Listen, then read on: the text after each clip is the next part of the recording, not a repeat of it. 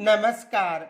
आज हम शैक्षिक परिदृश्य में जो निःशुल्क शिक्षण संस्थान है उनमें जो 25% सीटें हैं उनमें जो मोस्ट पर्सन है उनकी चर्चा करेंगे। तो देख तो प्रश्न ये बन सकता है, यदि किसी वार्ड में निजी शिक्षण संस्थान केवल बालिकाओं के लिए है तो आरटी एक्ट 2009 के तहत क्या कोई अभिभावक इस विद्यालय में अपने बालक को ऑनलाइन आवेदन कर सकता है? तो एक विशेष याद रखना, पीछे भी बताया था मैंने आपको, यदि जो स्कूल है निजी शिक्षण संस्थान यदि वहां पर केवल बालिकाओं के लिए है तो वहां पर आवेदन बालिकाएं करेंगी, और यदि बालकों के लिए वो स्कूल है तो वहां पर आवेदन केवल बालक करेंगे। ये विशेष याद रखना। तो यदि किसी वार्ड में निजी शिक्षण संस्थान केवल बालिकाओं के लिए है तो केवल बालिकाएं प्रवेश ले सकती हैं। तो आरटी एक्ट 2009 के तहत क्या कोई अभिभावक इस विद्यालय में अपने बालक यानी बच्चे का ऑनलाइन आवेदन कर सकता है? देखो, स्कूल पर निर्भर है, गलत है। सरकार पर निर्भर है, गलत है। हाँ, नहीं हो सकता, यानी इसमें क्या होगा? नहीं। ये याद रखना। देखो, यदि बालिकाओं की स्कूल है तो बालिकाएं प्रवेश ले सकती हैं, और यदि बालकों की स्कूल है तो बालक प्रवेश ले सकते हैं। यदि दोनों की स्कूल है, कोई स्कूल है, तो बालक और बालिका दोनों प्रवेश ले सकते हैं। तो इसमें क्या होगा? नहीं, यानी बालक और बालिकाएं यदि स्कूल एक है तो प्रवेश ले सकते हैं, और यदि बालिकाओं के लिए है तो बालिका, और लड़कों के लिए है तो लड़के प्रवेश लेंगे। दूसरा प्रश्न देखो, यदि किसी वार्ड में निजी शिक्षण संस्थान केवल बालिकाओं के लिए है तो आरटी एक्ट 2009 के तहत अभिभावक आवेदन कर सकते हैं। बालकों का नहीं कर सकते हैं, बालिकाओं का हाँ। तो देखो, न तो बालकों का होगा, केवल बालिकाओं का होगा, ये याद रखना। तो इसमें क्या होगा? बालिकाएं। देखो, इसे समझो, यदि कोई वार्ड है, जैसे मान लो ए वार्ड है और एक बी वार्ड है, दो वार्ड है। अब यदि इस वार्ड की बात करें और इस वार्ड में ए वार्ड में केवल, इस वार्ड की बात करें ए वार्ड, यहां पर केवल लड़कों की स्कूल है,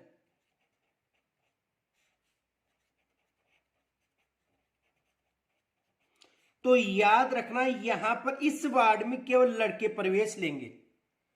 और यदि बी वार्ड में केवल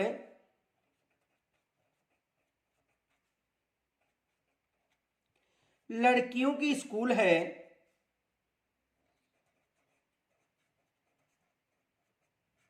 तो यहां पर केवल लड़कियों को प्रवेश यानी ऑनलाइन आवेदन कर सकते हैं अभिभावक। ये याद रखना, लड़कों में लड़के और लड़कियों में लड़कियों का। और यदि लड़का और लड़कियों की है तो वहां पर कोई भी आवेदन कर सकता है। तो प्रश्न क्या पूछा गया है? यदि किसी वार्ड में निजी शिक्षण संस्थान में केवल बालिकाओं के लिए है तो आरटी एक्ट 2009 के तहत अभिभावक आवेदन कर सकता है बालिकाओं का। ये याद रखना। अगला प्रश्न देखो, अगला प्रश्न ये है, आरटी के तहत एंट्री कक्षा में निःशुल्क प्रवेश के लिए 10 बच्चे हैं। निःशुल्क प्रवेश के लिए कितने बच्चे हैं? 10 बच्चे। तो बताओ, सामान्य प्रवेश में कितने बच्चे होंगे? 10 बच्चे होंगे, 20 बच्चे होंगे, 30 बच्चे होंगे, या 40 बच्चे? तो देखो, ये आरटी के तहत एंट्री कक्षा यानी प्रवेश लेवल की बात कर रहे हैं। और ये भी याद रखना कि प्रवेश लेवल में एलकेजी और यूकेजी यदि किसी स्कूल में है तो वहां पर प्रवेश नहीं दिया जाएगा। प्रवेश का मतलब एंट्री कक्षा, प्रवेश का मतलब एंट्री कक्षा। और यदि किसी स्कूल में एलकेजी और यूकेजी चल रही है तो यहां पर यह मान्य नहीं होगा। तो आरटी के तहत एंट्री कक्षा में निःशुल्क 10 बच्चे हैं। कितने बच्चे हैं? 10 बच्चे। तो बताओ सामान्य प्रवेश में कितने बच्चे होंगे। तो आपको पीछे बताया था कि 25% बच्चे जो है आरटी के बच्चे होंगे। किस यानी आरटी के बच्चे कितने होंगे, 25 बच्चे, 25% हो गया। तो यानी कहने का मतलब यदि 10 बच्चे आरटी के हैं तो 30 बच्चे नॉन आरटी के होंगे, ये याद रखना। समझ में आ गया होगा। यानी 25% का मतलब यदि 40 बच्चे हैं तो 40 का 25%, 10 बच्चे हो गए, और 30 बच्चे आरटी के और 10 बच्चे 30 बच्चे नॉन आरटी के और 10 बच्चे आरटी के, टोटल कितने हो गए, 40 बच्चे। तो ये याद रखना, ये प्रश्न भी पूछा जा सकता है। अगला प्रश्न देखो, अगला प्रश्न है जिला शिक्षा अधिकारी यानी प्राथमिक शिक्षा और जिला शिक्षा अधिकारी यानी माध्यम शिक्षा अपने अपने परिक्षेत्र के गैर सरकारी विद्यालय पर किस आधार पर सत्यापन दल का गठन कर सकता है। यानी जो भी स्कूलें हैं, निजी शिक्षण संस्थान, उनमें सरकार के द्वारा सत्यापन जो दल है उसका गठन किया जाता है। तो जिला शिक्षा अधिकारी यानी प्राथमिक शिक्षा और जिला शिक्षा अधिकारी माध्यम शिक्षा अपने परिक्षेत्र यानी कैचमेंट एरिया की बात करें, गैर सरकारी विद्यालय पर किस आधार पर सत्यापन दल का गठन कर सकता है। शहरी आधार पर, ग्राम के आधार पर, विद्यालयों की संख्या के आधार पर और सभी।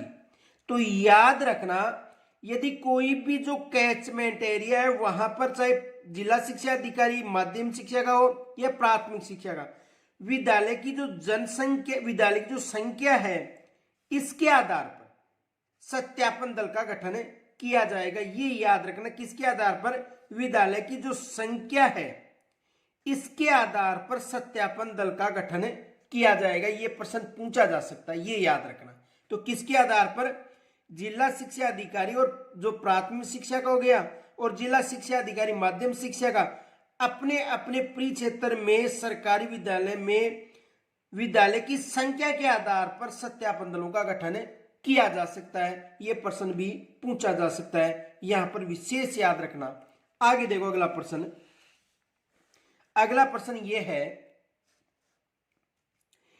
एक सत्यापन दल अधिकतम विद्यालय आवंटित किया जाएगा। एक सत्यापन जो दल है उसमें अधिकतम कितनी विद्यालय आवंटित की जा सकती है।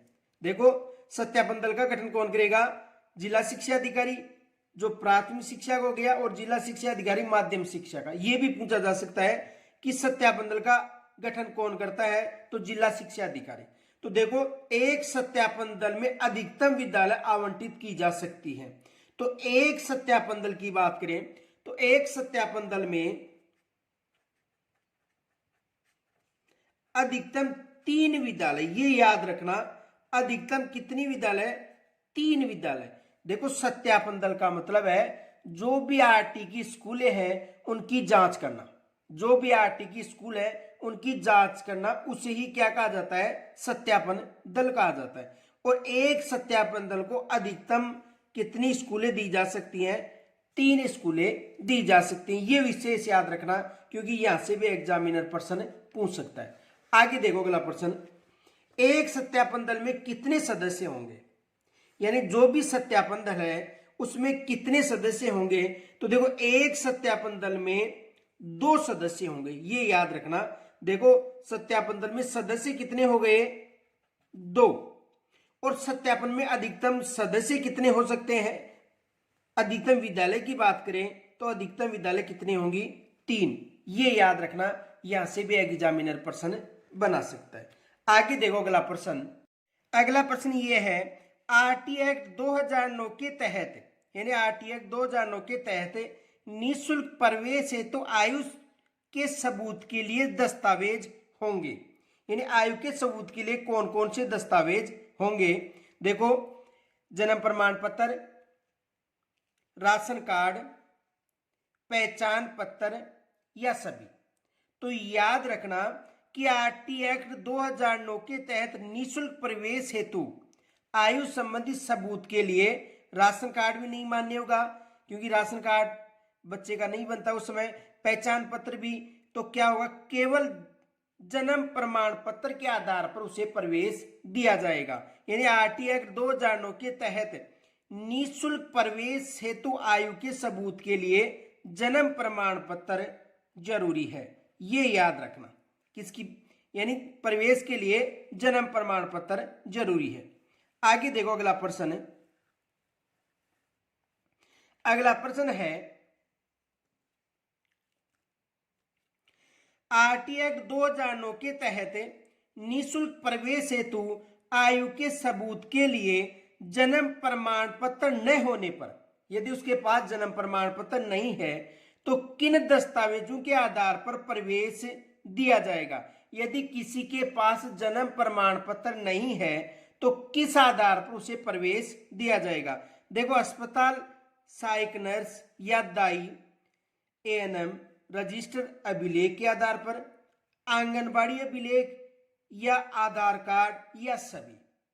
तो यदि जन्म प्रमाण पत्र नहीं है उसके पास तो याद रखना, या तो उसे अस्पताल सहायक नर्स जो दाई है, एएनएम है, रजिस्टर अभिलेख के आधार पर उसे प्रवेश दिया जाएगा, या आंगनबाड़ी का जो अभिलेख है उसके आधार पर, या आधार कार्ड के आधार पर उसे प्रवेश दिया जाएगा। यानी कहने का मतलब उपयुक्त सभी। उसके बाद उसे आवश्यक जो दस्तावेज है ये बनाना जरूरी होगा।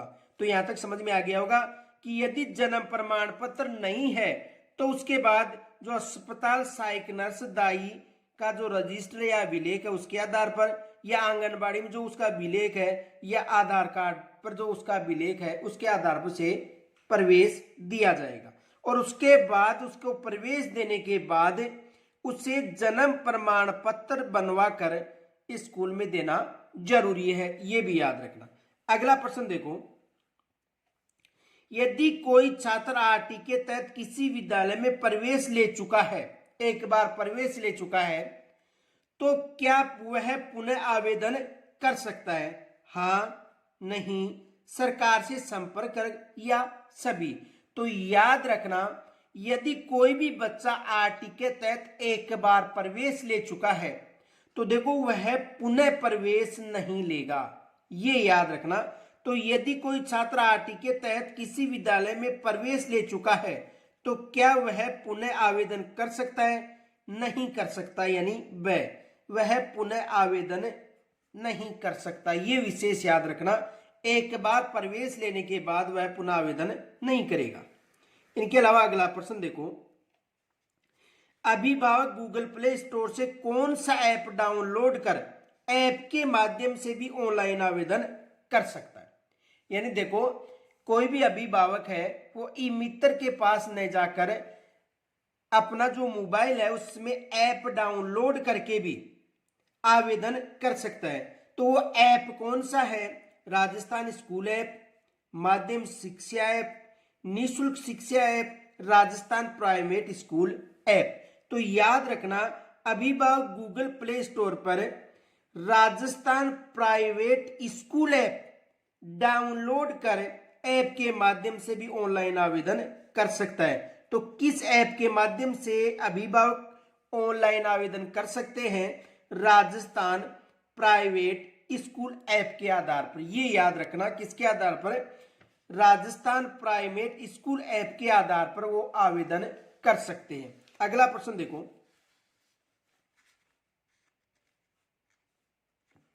अगला प्रश्न है, राज्य के आरटी के नियमों के अनुसार विद्यालय का परिक्षेत्र यानी कैचमेंट एरिया शहरी क्षेत्र से संबंधित है, तो बताओ सबसे पहले किन्हें प्राथमिकता दी जाएगी।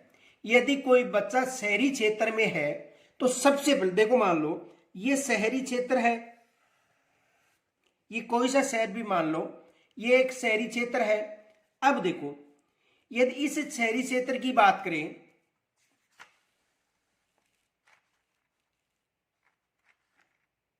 देखो ये एक शहरी क्षेत्र है, इस शहरी क्षेत्र में ये वार्ड है,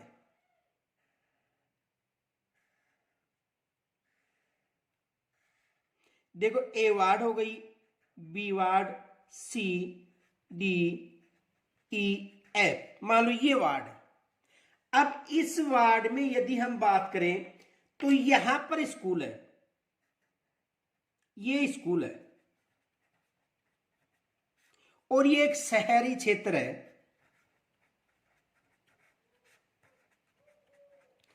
अब देखो प्रश्न क्या पूछ रहा है कि राज्य में, यदि राज्य की बात करें तो राज्य के आरटी के नियमों के अनुसार विद्यालय का परिक्षेत्र शहरी क्षेत्र है से संबंधित है, तो बताओ सबसे पहले किन्हें प्राथमिकता दी जाएगी। तो देखो सबसे पहले जो स्कूल जिस वार्ड में है, तो सबसे पहले सी वार्ड के बालकों को वरीयता दी जाएगी। देखो सबसे पहले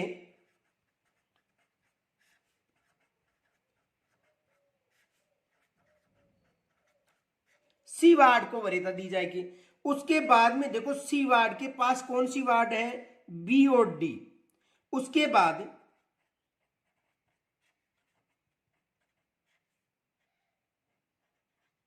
बी और डी वार्ड, और फिर अंत में संपूर्ण शहरी क्षेत्र को वरीयता दी जाएगी।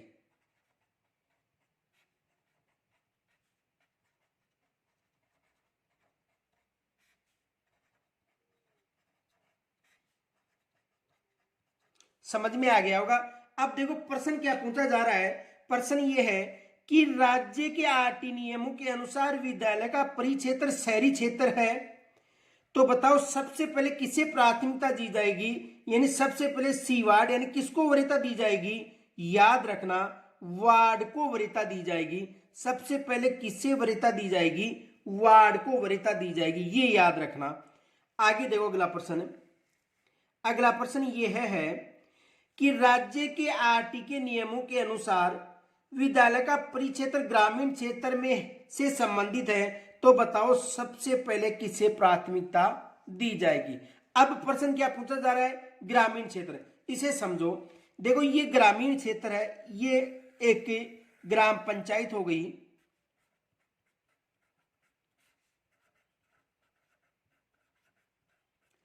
और ग्राम पंचायत में एक या दो गांवों की जनसंख्या शामिल होती है। जैसे मान लो ये ग्राम पंचायत है, इस ग्राम पंचायत में ये गांव हो गए, एक गांव ए गांव है, बी और सी।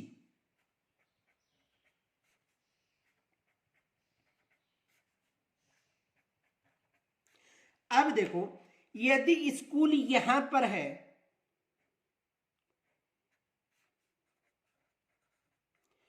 तो सबसे पहले देखो ए गांव बी गांव सी गांव और स्कूल यहां पर है, तो यदि ग्रामीण क्षेत्र की बात करें तो ग्रामीण क्षेत्र में सबसे पहले जिस गांव में स्कूल है उस गांव के बच्चों को वरीयता दी जाएगी। तो सबसे पहले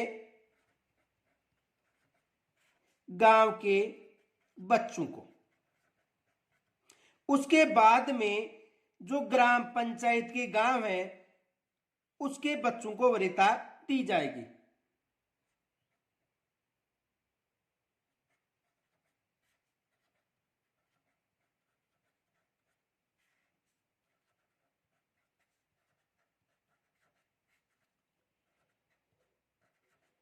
देखो समझो, सबसे पहले गांव के बच्चों को प्राथमिकता दी जाएगी और उसके बाद ग्राम पंचायत को वरीयता दी जाएगी। पहले तो इस गांव के जो बच्चे हैं उनको वरीयता दी जाएगी, और यहां पर यदि सीटें शेष रह जाती हैं तो फिर इन दोनों गांवों को वरीयता दी जाएगी। और ये याद रखना, चाहे शहरी क्षेत्र हो चाहे ग्रामीण क्षेत्र, तो शहरी और ग्रामीण क्षेत्र में जो भी है वो लॉटरी सिस्टम के द्वारा सीटों का आवंटन किया जाएगा। तो इसे समझो। देखो यदि शहरी क्षेत्र की बात करें तो शहरी क्षेत्र में सबसे पहले वार्ड को वरीयता दी जाएगी, और यदि ग्रामीण क्षेत्र की बात करें तो ग्रामीण क्षेत्र में सबसे पहले किसको वरीयता दी जाएगी, गांव को वरीयता दी जाएगी। शहरी क्षेत्र में वार्ड, ग्रामीण क्षेत्र में गांव, उसके बाद शहरी क्षेत्र में जो संपूर्ण शहरी क्षेत्र हो गया, और ग्रामीण क्षेत्र में ग्राम पंचायत को वरीयता दी जाएगी। अब देखो प्रश्न क्या है, राज्य में आरटी के नियमों के अनुसार विद्यालय का परिक्षेत्र ग्रामीण क्षेत्र है तो संबंधित है, तो बताओ सबसे पहले गांव को वरीयता दी जाएगी। ये याद रखना, सबसे पहले किसे वरीयता दी जाएगी, गांव के बच्चों को सबसे पहले वरीयता दी जाएगी।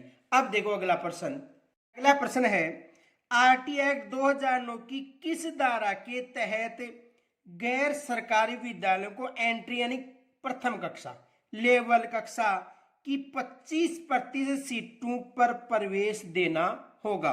तो देखो धारा 12 गेम के अनुसार, धारा 12 एक गे के अनुसार, धारा 12 गे एक के अनुसार और धारा 30 के अनुसार।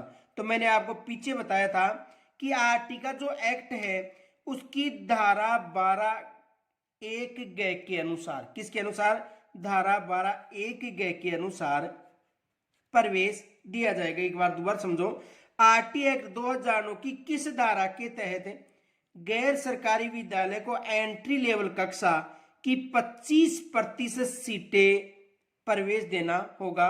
तो धारा 12 ग के अनुसार। दूसरा प्रश्न देखो, दूसरा प्रश्न है आरटी एक्ट 2009 की धारा 12 एक ग के अंतर्गत गैर सरकारी विद्यालयों में निःशुल्क सीट्स पर प्रवेश हेतु कौन सी कक्षा यानी कौन सी कक्षा एंट्री लेवल पर निर्धारित की गई है? तो देखो कौन सी कक्षा की गई है? प्रथम कक्षा, द्वितीय कक्षा, तृतीय कक्षा और चतुर्थ कक्षा। तो एंट्री लेवल की कक्षा का मतलब प्रथम कक्षा, ये याद रखना। कौन सी कक्षा होगी? प्रथम कक्षा। क्योंकि देखो एलकेजी यदि यूकेजी उस स्कूल में क्लासेस चल रही हैं तो उन्हें मान्य नहीं किया जाएगा, केवल प्रथम कक्षा के रूप में उन्हें मान्य किया जाएगा। अगला प्रश्न देखो, राजस्थान सरकार की अधिसूचना 18 मई 2020 के अनुसार बता रहे हैं के अनुसार आरटी एक्ट 2009 के तहत दुर्बल वर्ग के बालकों के अभिभावकों को वार्षिक आय अधिकतम मानी जानी चाहिए। यानी जो भी दुर्बल वर्ग है, दुर्बल वर्ग का बालक किसे माना जाएगा? जो आरटी के अनुसार निःशुल्क प्रवेश लेगा। तो जिसकी आमदनी 1 लाख हो, 2 लाख हो, 2.5 लाख हो या 3 लाख हो। तो देखो 18 मई 2020 के अनुसार जिस अभिभावक की आय 2.5 लाख रुपए से कम है या 2.5 लाख या 2.5 लाख से कम है, उसे दुर्बल वर्ग में शामिल किया जाएगा। ये याद रखना। कितनी होनी चाहिए? 2.5 लाख रुपए। अगला प्रश्न देखो, अगला प्रश्न ये है आरटी एक्ट 2009 की धारा 12 एक के अनुसार प्रत्येक निजी विद्यालय को एंट्री लेवल कक्षा में कुल प्रविष्ट बालकों यानी उसी कक्षा के कितने प्रतिशत सीमा तक दुर्बल व असुविधाग्रस्त समूह के बालकों को निःशुल्क प्रवेश देना होगा? यानी जो असुविधाग्रस्त बालक है, इनके अलावा असुविधाग्रस्त बालक के अलावा जो दुर्बल वर्ग है जिनकी आय 2.5 लाख रुपए से कम हो अभिभावक की, तो कितने प्रतिशत सीटें निर्धारित की गई हैं? 12%, 20%, 25% या 50%। तो याद रखना, यदि असुविधाग्रस्त और दुर्बल वर्ग का जो बालक है उनके लिए 25% सीटें निर्धारित की गई हैं। कितनी सीटें निर्धारित की गई हैं? 25% सीटें निर्धारित की गई। ये विशेष याद रखना, कितनी प्रतिशत सीटें? 25% सीटें। अगला प्रश्न देखो, अगला प्रश्न ये है आरटी एक्ट 2009 के अनुसार निजी शिक्षण संस्थाओं में बालक के प्रवेश हेतु, देखो अगला प्रश्न ये है 18 मई 2020 के अनुसार असुविधाग्रस्त समूह में सम्मिलित है युद्ध में विधवा बालक यानी युद्ध में विधवा के बालक, अनाथ बालक, SC ST के बालक या सभी। देखो पीछे अच्छी तरह समझाया था कि SC ST के बालक भी होंगे, अन्य पिछड़ा वर्ग के बालक भी होंगे, BPL बालक भी होंगे, निःशक्त जन बालक भी होंगे, युद्ध में विधवा के बालक भी होंगे। तो इसमें क्या होगा? उपयुक्त सभी। आरटी एक्ट 2009 के अनुसार निजी शिक्षण संस्थाओं में बालक प्रवेश हेतु न्यूनतम आयु सीमा होनी चाहिए। यानी न्यूनतम कितनी आयु सीमा होनी चाहिए? तो याद रखना, न्यूनतम आयु सीमा 3 वर्ष, 4 वर्ष, 5 वर्ष या 6 वर्ष। इसे समझो। देखो यदि न्यूनतम आयु सीमा की बात करें तो 5 वर्ष से कम नहीं होनी चाहिए और 7 वर्ष से अधिक नहीं होनी चाहिए। ये याद रखना कि यदि कोई बच्चा निःशुल्क के अनुसार प्रवेश ले रहा है तो न्यूनतम आयु सीमा 5 वर्ष से कम नहीं होनी चाहिए और अधिकतम कितनी, 7 वर्ष, यानी 5 वर्ष से लेकर 7 वर्ष के मध्य आयु सीमा होनी चाहिए। कब तक? 31 मार्च तक। 31 मार्च तक उसकी आयु सीमा 5 वर्ष या अधिक, 7 वर्ष या कम होनी चाहिए, इनके मध्य होनी चाहिए। वही निजी शिक्षण संस्थान में जो निःशुल्क प्रवेश है उसके लेने के लिए हकदार होगा। तो इसका क्या होगा, देखो आरटी एक्ट 2009 के अनुसार जो निजी शिक्षण संस्थान में बालकों के प्रवेश हेतु न्यूनतम आयु सीमा कितनी होनी चाहिए? न्यूनतम आयु सीमा 5 वर्ष होनी चाहिए। तो यहां तक यदि कोई समस्या हो कमेंट्स के द्वारा मुझे जरूर बताना।